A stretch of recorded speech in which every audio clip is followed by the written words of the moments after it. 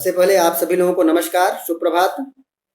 आज हम लोग शेमुषी प्रथमो भागः नवमी कक्षा के लिए जो पुस्तक निर्धारित की गई उस पुस्तक से द्वितीय पाठः जो सेकंड चैप्टर है उसको पढ़ेंगे।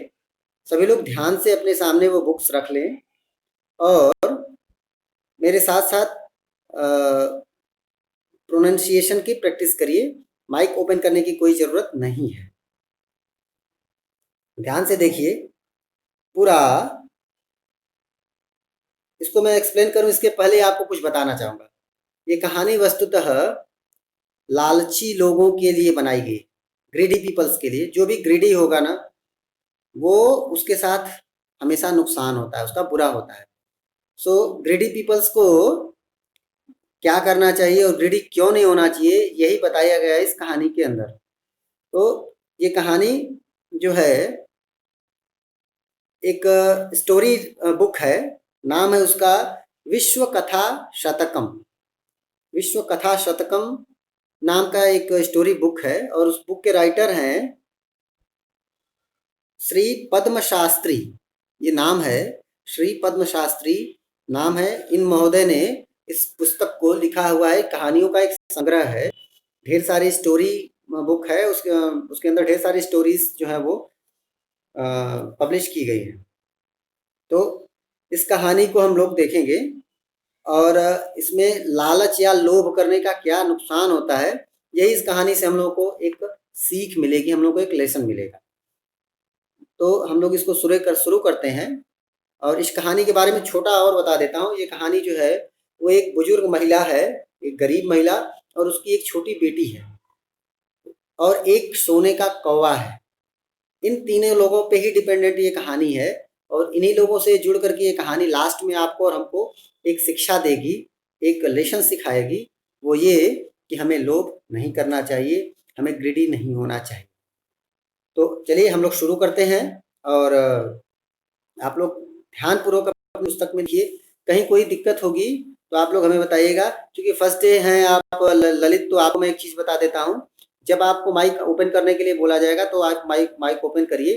Before that you should have a pencil and a rough copy like this, any rough copy and a pen or pencil with you, and if you are getting any doubt you should write on your rough during my teaching section.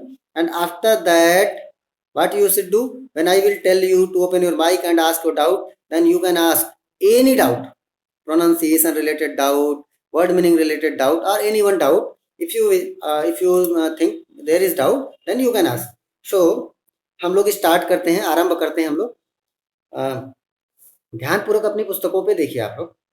पुरा कस्मिंश्चित् ग्रामे कस्मिंश्चित् पुरा कस्मिंश्चित् ग्रामे एका निर्धना वृद्धा स्त्री न्यवसत।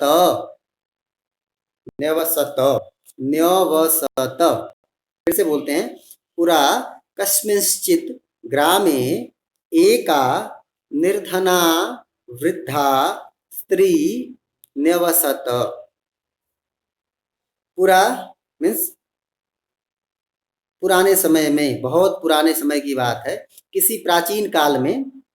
कस्मिंश्चित् ग्रामे, कस्मिंश्चित् किसी, एनीवन, किसी ग्राम में, गांव का नाम नहीं बताया, वो विलेज का नाम नहीं डिक्लेयर किया, बस ऐसे बोला कोई एक गांव है, उस गांव के अंदर, उस गांव में, ग्रामे गांव में, सप्तमी एक वचन है। सप्तमी एक वचन के लिए कारक चिन्ह आएगा। सप्तमी एक वचन के लिए कर्ता ने कर्म को करण से, संप्रदान के लिए पादान से अलग होने के संबंध का के किनारे नहीं, और सप्तमी में पर।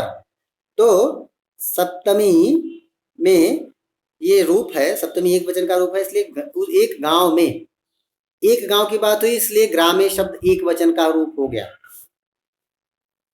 एका निर्धना, एका निर्धना और वृद्धा, एक कोई बूढ़ी वृद्ध स्त्री है।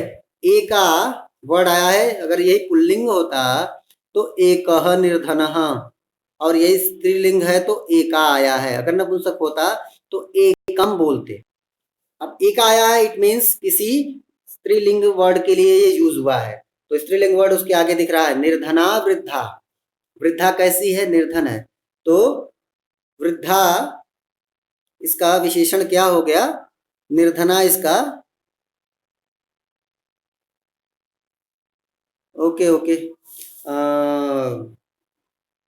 दिस वन इज चैप्टर 2 बेटा, स्वर्ण काकः।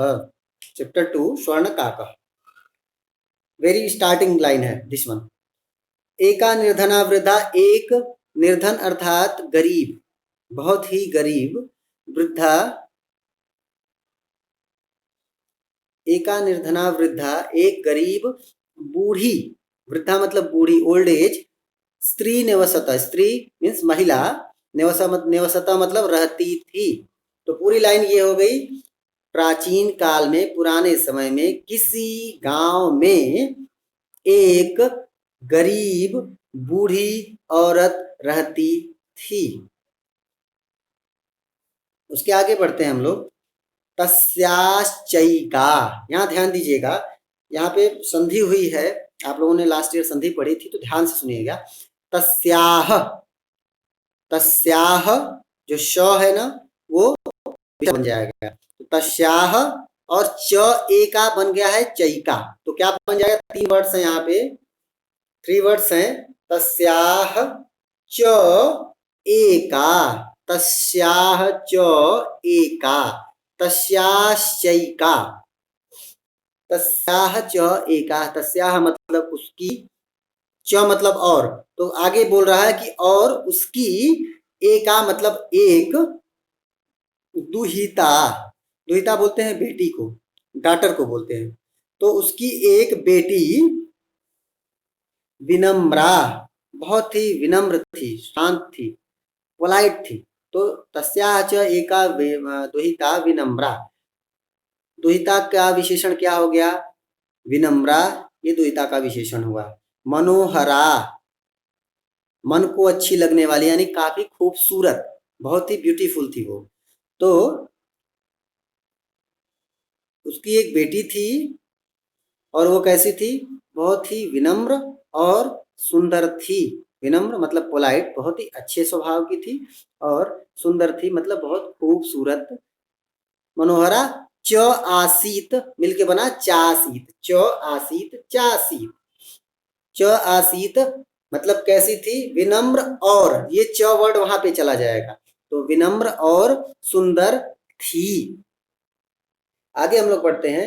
एकदा, एकदा मतलब वंश, एकदा माता स्थाल्यां तांडुलान निक्षिप्य पुत्रीम आदिदेश। ध्यान से देखिएगा, कुछ वर्ड्स यहाँ पे एक साथ जुड़े हुए दिख रहे हैं, जैसे तांडुलान, तांडुलान न हलंत हो जाएगा, तांडुलान न हलंत, और फिर क्या बचेगा उधर? निक्षिप्य, तांडुलान निक्षिप्य, तांडुलान निक्षिप्य, और पुत्रीम म हलंत, पुत्री म हलंत, तो पुत्रीम प्लस वहां से आ की मात्रा निकल जाएगी तो बनेगा आदिदेश, पुत्रीम आदिदेश।